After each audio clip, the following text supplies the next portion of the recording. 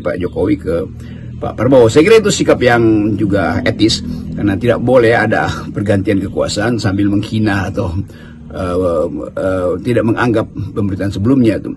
Karena itu menunjukkan watak kepemimpinan yang beradab tuh. Lain bagi para komentator dia berhak untuk bikin evaluasi, karena komentator itu berupaya untuk melihat hal di dalam kontras, bukan dalam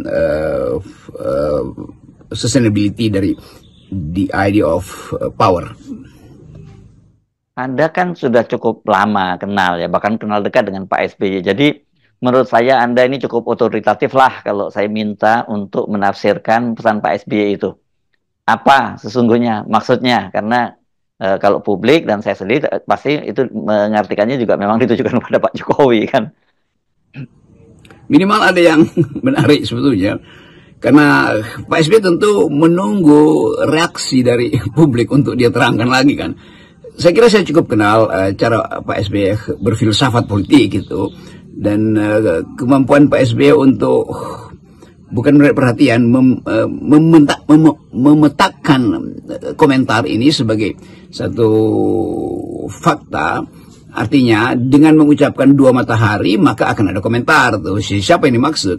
Dan SBY pasti sudah punya persiapan jawaban, tetapi jawaban itu juga akan dia tulis, kelihatannya akan dia tulis lagi dalam bentuk esai pendek seperti kebiasaan Pak SBY membuat refleksi itu.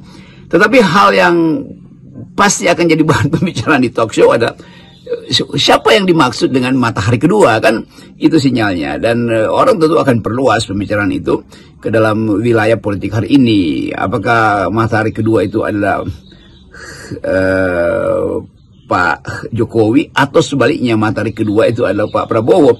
Kan hanya itu sinyalnya. Jadi apapun yang diterangkan oleh Pak SBY akan dicari kontekstualisasinya tuh.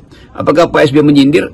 Ini bukan soal menyindir, tapi menerangkan faktanya bahwa potensi matahari kedua itu ada di dalam pemerintahan Pak Prabowo nanti itu. Kita mungkin akan diminta untuk menerangkan di dalam talk show, tetapi bukan talk show yang diperlukan. Yang diperlukan adalah sinyal supaya Pak Jokowi mengerti bahwa dia sudah outgoing karena ada yang incoming. Dan itu intinya, jadi semua yang outgoing itu nggak boleh lagi bersinar. Yang boleh bersinar yang incoming itu. Kan tidak mungkin ketika matahari terbenam tiba-tiba dia bangkit lagi tuh.